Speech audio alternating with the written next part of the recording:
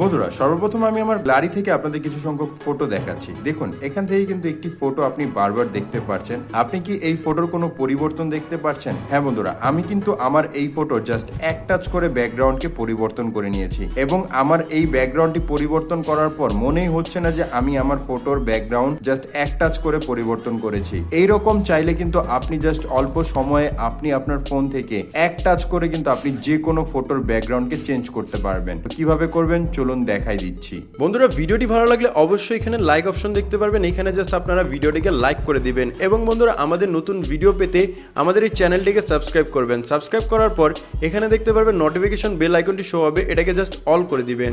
All করে দেওয়ার পর নিচে দেখতে পারবেন কমেন্ট, এখানে জাস্ট আপনারা নাইস লিখে কমেন্ট করে দিবেন।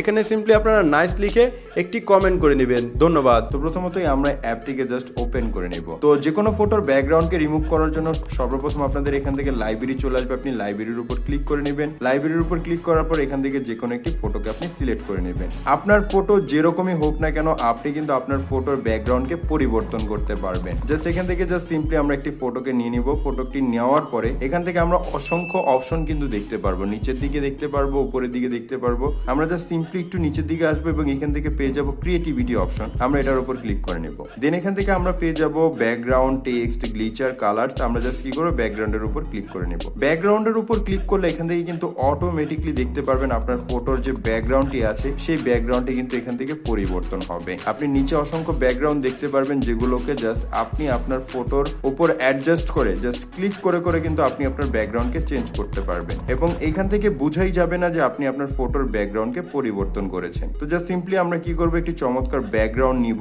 এখান থেকে জাস্ট সিম্পলি আমি এই ব্যাকগ্রাউন্ডটিকে নিলাম। ব্যাকগ্রাউন্ডটিকে নেওয়ার পরে জাস্ট আমরা এখন এই ব্যাকগ্রাউন্ডটিকে কিভাবে সেভ করব। সেভ করার জন্য সিম্পলি আপনি এখানে টিক মার্ক অপশন দেখতে পারবেন, এটার উপর ক্লিক করে নেবেন। ক্লিক করার পর আপনার এখান থেকে কিন্তু আপনি আপনার ফটোর যে ব্যাকগ্রাউন্ডটি দেখতে পারবেন সেটা কিন্তু পরিবর্তন হয়ে গেছে। আমি আগের ব্যাকগ্রাউন্ডটি দেখাচ্ছি এবং বর্তমানের ব্যাকগ্রাউন্ডটি দেখাচ্ছি। মনে হচ্ছে না যে আমি আমার ফটোর ব্যাকগ্রাউন্ডকে ডিলিট করেছি। তো এভাবে করে কিন্তু আপনি আপনার ফটোর ব্যাকগ্রাউন্ডকে চেঞ্জ করতে পারবেন এবং আপনি যদি আর একটু অ্যাডভান্স ভাবে আপনি আপনার ফটোর ব্যাকগ্রাউন্ডকে চেঞ্জ করতে চান তাহলে ফিল্টারের উপর ক্লিক করুন। ফিল্টারের উপর ক্লিক করার পর এখান থেকে যে কোনো একটি ফিল্টারকে আপনি সিলেক্ট করে দিন। ফিল্টারটিকে সিলেক্ট করে দেওয়ার সাথে সাথে মনে হবে যে আপনার ফটোর যে কালার কম্বিনেশন এবং ব্যাকগ্রাউন্ডের যে কালার কম্বিনেশন সেটা কিন্তু হুবহু এখান থেকে মিলে যাবে। তারপর এখানে টিক মার্কে ক্লিক করবেন এবং এই ফটোটিকে সেভ করার জন্য উপর থেকে ডাউনলোড অপশন দেখতে পারবেন। ডাউনলোডে জাস্ট সিম্পলি ক্লিক করে নেবেন। আপনার ফটোটি কিন্তু এখন গ্যালারিতে সেভ হয়ে গেছে। এখন আমরা দেখবো কিভাবে এই অ্যাপ্লিকেশনটিকে ইনস্টল করতে হয়। এর জন্য সিম্পলি আপনি চলে যাবেন প্লে স্টোরে। প্লে স্টোরে চলে যাওয়ার পর এখান থেকে আপনি সার্চ করবেন এআই ব্রাশ লিখে। এআই ব্রাশ লিখে সার্চ করলে আপনি